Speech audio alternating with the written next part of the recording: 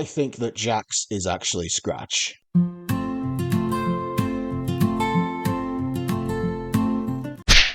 Hello YouTube and welcome back to part 2 of the amazing digital circus theories. Today we're going to be looking at why I think JAX'S is secretly Scratch. No way!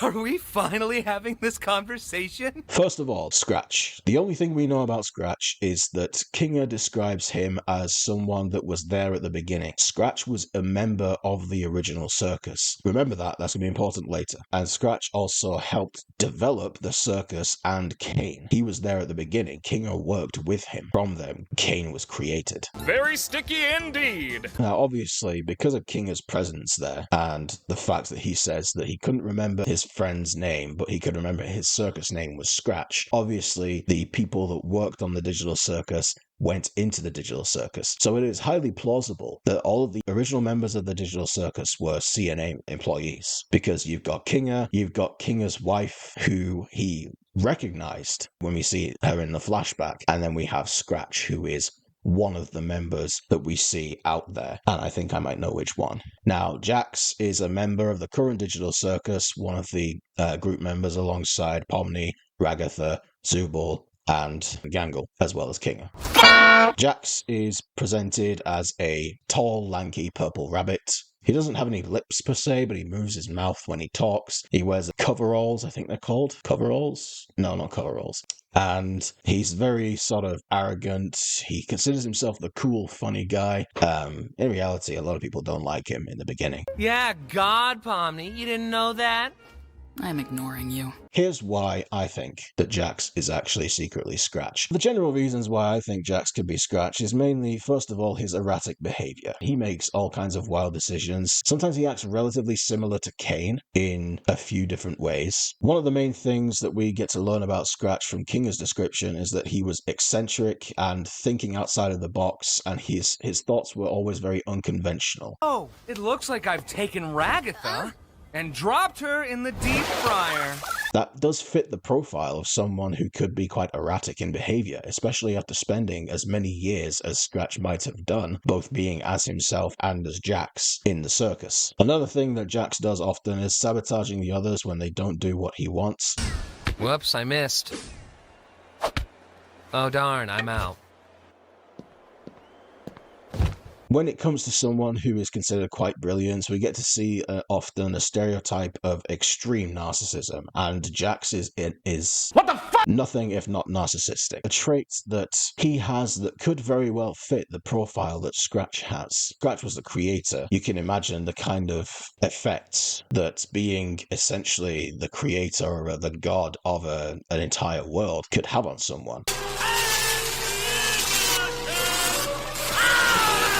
I know from my own experience of world building that the temptation to be cruel to the people that you've created is I won't lie. But the main thing as well, the main thing about JAX'S generally that really points to him being Scratch in my book is that he never wants anyone to know anything about him. Any time that anyone, especially Pomni, tries to get close to him, tries to learn more about him, he closes up immediately. He pushes people away, and he will do anything at all to stop people from learning anything about him. So please, just stop looking. I know what you're all thinking, but Josh, Kinga said that Scratch was the first abstraction. Yes. I'm aware. However, I'm going to talk a little bit about that. For those of you that may not know, abstracting is a concept in the digital circus where when you are a human that is trapped in this world, abstraction is what happens when basically the rope snaps. You lose your mind, you lose your sanity, and you transform into this giant, weird amalgamation of eyes and black digital glitches, and you get sent to the basement. That's what Kane does constantly. We see him do it at least 3 times, I think, throughout the episodes. Someone's abstracted, and he goes, well, time for you to go to the basement. And into the cellar you go! What we don't know is First of all, where is the basement? Is it the void? Is it just some box that Kane created in the little bowl that is the place that they live? Because we've seen the place where everyone goes. It's basically all flat land and then a giant bowl. Obviously, somewhere in this bowl is where the abstractions are. We don't know how long abstractions live. We don't know what abstractions do. Do they just run around down there forever? Do they wither away and, like, fade off into the digital space to never exist again? What happens to the human bodies that have been left behind? Because clearly in this circus, the human consciousness is transferred into this digital world, but the human body is left behind. What happens to the body? Do they just die? Do they wake up back in their own body? What happens? We don't know. We don't know anything about that. Whilst it is true, yes, that Scratch was apparently the first abstraction and the first one to get plunged into the basement, we don't know if Scratch is still there. We don't know what's happened. My theory is that I think that when abstractions go down there, they stay there for a certain amount of time, because obviously Jax showed up a lot later to Scratch. Like, in the files, we see Scratch his file shows the date October 1999, and then underneath him is Ragatha, which is October 2008. So that's 9 years that go by. And we know as well that in the flashback, we see Kinga, and then we see Ragatha show up. So Jax showed up after Ragatha came along, which means that enough time could have passed. I think that when you abstract, some time has to pass, but then eventually your abstraction just fades away, but you don't die. Instead, you return back to your body. So Scratch abstracted, he was down there for ages and ages, and then he faded off into the ether. But then he went back into his body in the human world. This connects well to Jax's whole thing about wanting to stay in the circus. Throughout the episodes, we obviously see Jax is addicted to being in the circus. He hates the idea of leaving. And another thing, it's said by Kinga that Scratch has a brain tumor. Imagine having to go back to that. Wouldn't you also want to live in a world and die in a world where you don't have this disease, where you don't have to live with this stuff, where you don't have to constantly live in fear of your peers because they think you're a freak and they think you're weird because you just are a bit out of the box? You don't have to go back to a world where you're possibly facing brain cancer. It lines up to me. There's more evidence for Jax being Scratch, and I'm going to go episode by episode here because I've got evidence from episodes 1, 2, 5, 6, 7, and 8. So a lot to discuss here, and I think this is going to have weight. Let's go! Hopefully, I'll be able to convince some of you to believe me. Hopefully, I'm not going to be completely on my own this. But also, hopefully, I am completely on my own, and it turns out to be true, because then I can go, I was right! Anyway, first piece of evidence that I want to claim is episode 1, when Jax says that he has keys to everyone's rooms. And then, of course, later on, when they go and raid Kane's office, Jax reveals that he has an entire bucket just full of keys. How did he get these? It is reasonable to believe that Jax has enough ingenuity to find a way to create these keys and, get a bunch of materials from the circus, because obviously it's free range. Like, Kane will let you do what you want in between adventures to an extent. It doesn't involve escaping. And clearly, it would make sense for Kane to think, oh, it's entertaining that Jax is going to be a bit mischievous and, grab keys to these places. It just seems to make more sense to me that Jax got these keys in a different way. Obviously, since Scratch helped create the digital circus, it makes perfect sense that he would know how to create things like keys to everyone's rooms. It only seems to make sense to me. Nah, I've got keys everywhere, and you've all been fine. Then we get episode 2. Jax shows enthusiasm for a new AI. Oh, a new AI. You don't want to mess with the new AI, Zuby? Yeah, no. So I think this is the episode where a new AI is being tested, and Jax seems to be the only one that shows any real enthusiasm for it. Now, obviously, this could be explained away as well. Pomni's new, so she's not going to be excited for it. Zubul is always down for not being a part of the adventures, so why would Zubul look forward to this? Gangle is always miserable, so why would Gangle be excited? And Kinga is Kinga. JAX seemed to be genuinely enthused for this new AI. That kind of behavior does fit with someone eccentric that loves coding and loves tech and loves to and has such a passion for these things that he goes to create creative AIs. So a guy like Scratch hearing that there's a new AI that's going to be brought out or tested or used, he would be excited. And JAX shares that excitement. So it's a trait that they would both share. Am I reaching? Am I reaching here? Because it really doesn't feel like I am. But there's more. Episode 5. So in episode 5, we learn a lot about JAX. Kane decides to stress test a bunch of different small adventures from the suggestion box that was filled mainly by, I think it was Zubul and Pomni. They go on lots of different adventures. They take some of JAX's suggestions where they go on a safari where JAX basically just shoots everyone. Then they have things like softball, they go to a bar, they get thrown into an anime, which I found was hilarious that the anime was actually Gango's idea. But we do get to learn a lot about JAX in this episode. One thing that we learn about is when, I think it was a scene when JAX and Pomni are lying under the stars and just stargazing, and JAX talks about his resentment towards Ragatha, how being talked about, being appreciated every day can lead you to get disillusioned by it, and the weight becomes less. A very relatable feeling, I do think. He talks about this idea of being appreciated every day. Like, if you're constantly getting repeated this constant affirmation, it's gonna feel like dead weight to you.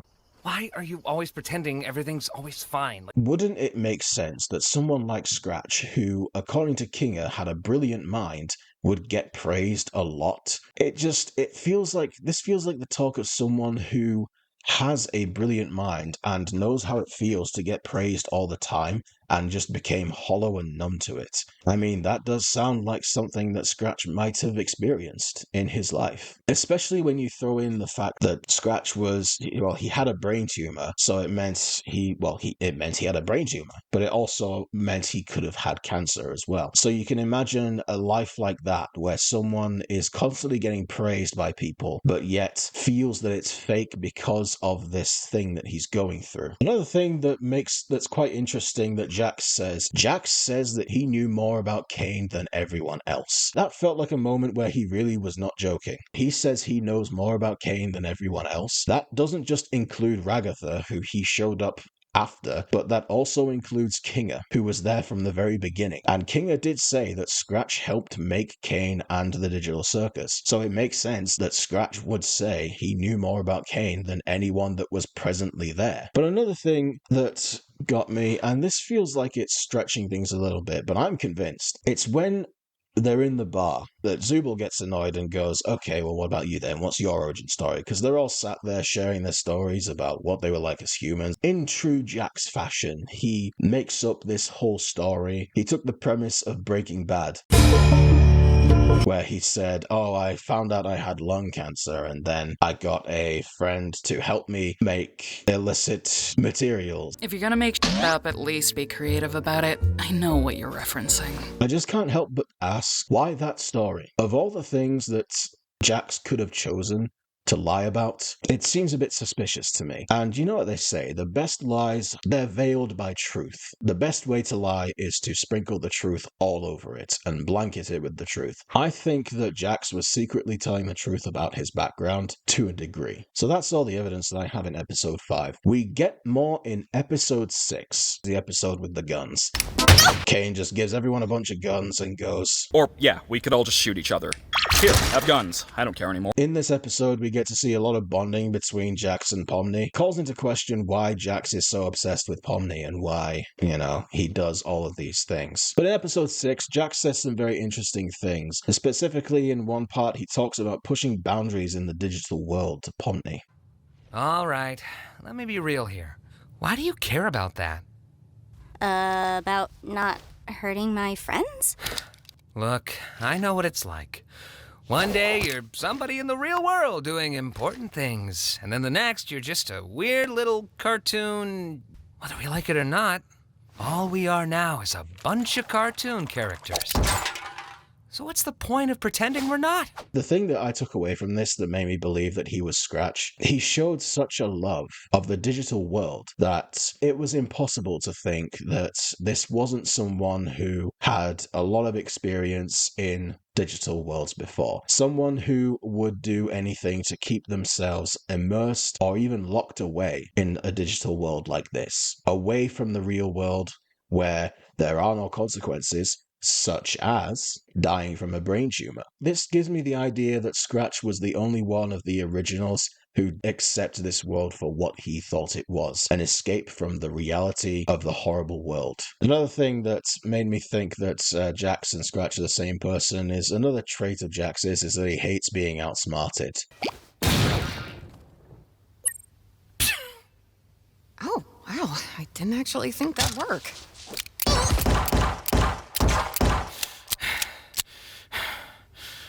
Like I said before, the stereotypical narcissism profile of a brilliant mind. You know, with great intelligence comes great I am awesome thought process. Now we move to episode 7. There is not a lot of evidence here. In fact, there is something here that does kind of negate the idea that JAX could be Scratch. Something that I think a lot of people will base their denial on as well, but I'll get to that later. The main thing that made me believe that JAX was Scratch is his constant suspicion of Abel. Whilst everyone else is fully on board with Abel and the idea of escaping the circus, JAX is the only one who is seriously 100% against it. Even after it is proven, quotation marks, that Abel was actually working for Kane all along and JAX was right, he still afterwards is constantly saying, "What if you did ruin our one chance at And leaving?" what if Abel was secretly evil? What if we all got stranded in the void? What if?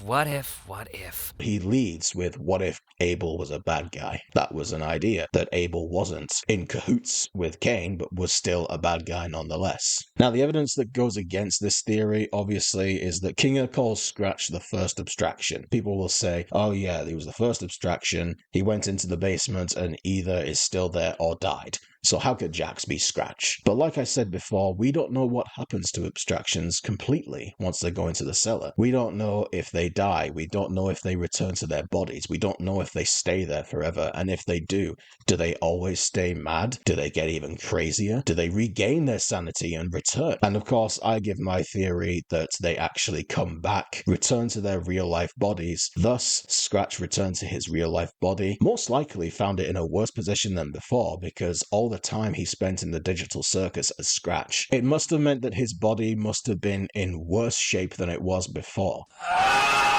So it makes sense to me that he would, instead of seeking help for this, think, I need to get back in there, I need to be safe, I'd rather lose myself in this digital world than stay in this failing body. That's my theory. Scratch was dying, he returned to his body, and he needed to get back into the circus so that he did not have to deal with that. Thus he became JAX. And now the final bits of evidence. All of the evidence I have from episode 8. Let's get this show on the road! Obviously, episode 8 is when we find out who Scratch is. Kinger explains that Scratch was part of the original circus members before abstracting. From my theory, he must have somehow gotten out and reconfigured himself to become JAX. Like I say, because he doesn't say what happened to Scratch afterwards. Now, there are two other parts that really show evidence towards JAX being Scratch, and I'm going to go through those. The first one is when Kinger finishes talking about Scratch and explaining him. I got a few pointers from, well, I can't remember his real name, but his circus name was Scratch. That man was a genius. Wait. JAX starts freaking out and he excuses himself and says, oh, I'm going to go distract Kane. I mean, I was fully prepared for him to go and snitch, but I was surprised, just as surprised as others were, when JAX actually went to go help. But before that happens, we see him on the stairs, huffing and puffing and having a full-blown panic attack and going, this is real. Now, there are a lot of ways that could be interpreted. I personally think that all of the times before when people might have gotten close to knowing that he was Scratch, he was able to quickly get himself out of it, so he didn't have to worry. But now, with Kinger regaining his sanity and remembering everything and relaying all this information, it's becoming more real that the illusion is unraveling. People are going to find out who he is, and it terrifies him, because how are they going to react? What's going to happen next? These are all massive questions that terrify JAX. The next thing is the nightmare scene. So in the nightmare scenes, when Kane loses it and throws them all into these like nightmare hallucinations where they have to face their fears, we see a scene where JAX faces his nightmare, and it's a revolving circle of all of these shadows that are laughing and pointing at him. And then we see a horrific scene where Jax gets his ears pulled and his skin peels off, revealing a sort of plain underside body underneath. The prevailing theory is just a simple, oh, Jax is just terrified of people seeing the real him, whatever that may be, which makes perfect sense. But it makes even more sense if you think that the real him is Scratch. Obviously, it shows that he has a fear of judgment of others and the way others see him, which points at Kinger's comments about how unconventional Scratch was in his ideas. It would make sense that a person like that was surrounded by people who, some of which would consider him a freak or a weirdo. Because King has said that he could never get on to Scratch's level of ingenuity and artistic thinking, and he had lots of bizarre ideas. The skin peeling scene, I think, also points to his fear of the others in the circus finding out who he really is. It's the symbolic pulling back of the veil and the reveal of who this person truly is. It really correlates with this idea that underneath the JAX suit is Scratch. Again, a bit of a stretch here, but if you look at the lines at the bottom of Jax's head, they look like scratches. Perfect scratches nonetheless, perfect lines, but they are sort of like carved into the face. I feel like I might be reaching a bit there, but but here's something that really hit me. See, I went back and watched that scene. While I was watching that scene, I was looking at the shadows, and I noticed something interesting. I thought at first that it was multiple shadows of different people, or just vaguely human-shaped people, all laughing and pointing at him. But then if you look closely, you notice that it's the same three shadows. One that has like a sort of pointy head, wearing some kind of hat maybe. Another one that has like two bumps at the head, and then another one that has an outwards pointing sort of hat that goes outwards. So obviously, at the beginning of the circus, we understand that there is another player there, a clown, which I can't remember the name of. I'm going to search this. Kaufmo? I don't know. I think it's Kaufmo.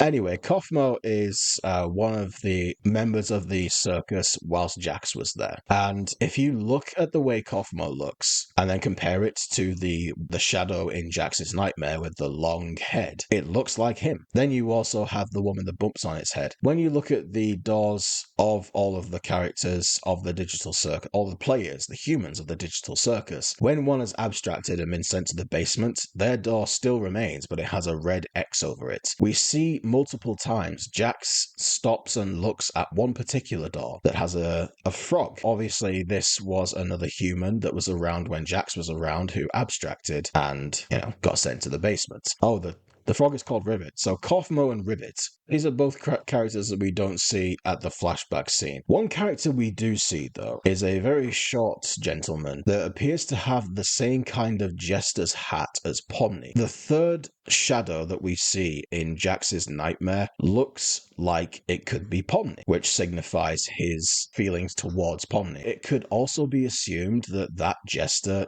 was one of the original members of the circus, because if you look at the flashback, you can see that there is a character there that has the same jester's hat as Pomni. So that does at least open the possibility that Jax was there from the very beginning because of that shadow that looks like that original Jester character. So obviously that Jester character is ruled out as someone that could be Scratch. That only leaves a dog character, a dinosaur thing, and some sort of snake. It's very difficult to suss out which of these guys could possibly be Scratch. Oh wait, there is another one. Oh yeah, wait, there's also like a tinier animal thing. It's got its tiny animal thing with flower on its head. Yeah, anyway, there's 4 other characters here that could possibly be Scratch. Personally, I think it's the dog, because if you look at the scene during this flashback, you can see the only one that seems to actually be communicating with Kane is the dog. Obviously, Scratch helped create Kane and the Digital Circus. It would make sense that Scratch may have been some kind of a leader, maybe also alongside Kinger. So my theory is that Scratch is the dog. If that's not it, my money is on the purple dinosaur.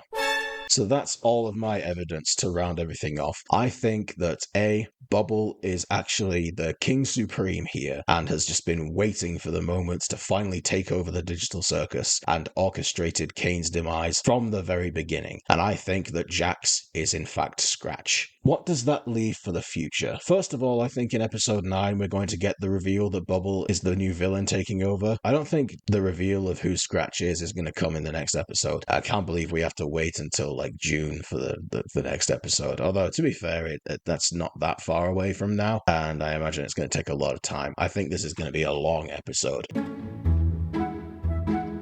So I'm really looking forward to that. But also, I have a theory. I think Kinger is going to abstract or just straight up die. Bubble, you can't say that. I think at the end of episode 9, Kinger is going to be gone, one way or another.